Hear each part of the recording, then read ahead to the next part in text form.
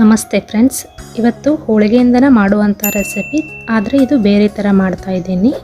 ಬನ್ನಿ ಅದು ಮಾಡೋದು ಹೇಗಂತ ಈಗ ನೋಡೋಣ.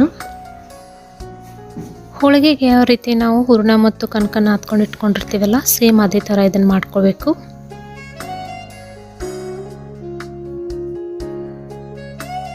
ಈಗ ಹೂರಣವನ್ನು ಇದ್ರ ಮೇಲೆ ಹಾಕ್ತಾ ಇದ್ದೀನಿ. ಈಗ ಇದನ್ನು ನಾನು ರೋಲ್ ಮಾಡಿ ಇಡ್ತಾ ಇದ್ದೀನಿ.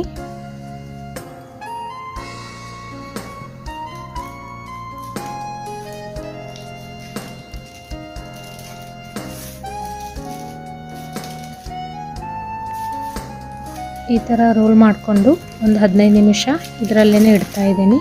ಫ್ರಿಜ್ನಲ್ಲಿ ಕೂಡ ನೀವು ಇಟ್ಕೊಳ್ಬೋದು.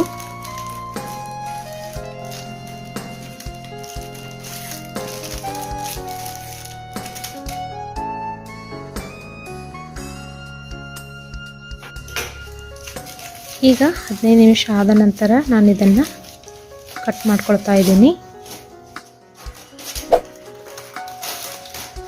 ಇದನ್ನು ನೀವು ಸ್ವಲ್ಪ ಲಟ್ಟಿಸ್ಕೊಂಡು ಕೂಡ ಫ್ರೈ ಮಾಡ್ಕೊಳ್ಬೋದು ಅಥವಾ ಬೇಯಿಸ್ಕೊಳ್ಬೋದು. ನಾನು ಇದನ್ನು ಬಾಕರ್ ವಡ ಹೇಗೆ ಮಾಡ್ತಾರಲ್ಲ ಅದೇ ಥರ ಇದನ್ನು ಮಾಡ್ಕೊಳ್ತಾ ಇದ್ದೀನಿ.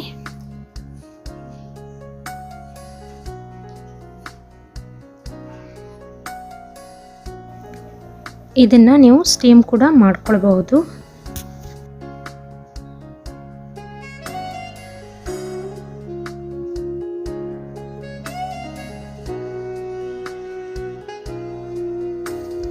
ಈಗ ನಾನು ಇದನ್ನು ತುಪ್ಪದಲ್ಲಿ ಶಾಲೋ ಫ್ರೈ ಮಾಡ್ತಾ ಇದ್ದೀನಿ.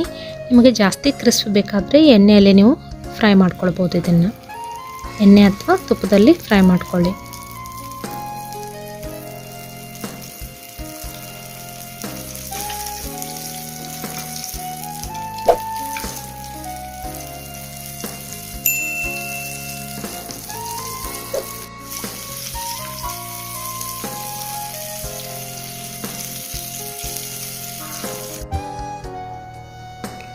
ಈ ರೆಸಿಪಿ ನೀವು ಒಂದ್ಸಲ ಟ್ರೈ ಮಾಡಿ ನೋಡಿ ಫ್ರೆಂಡ್ಸ್.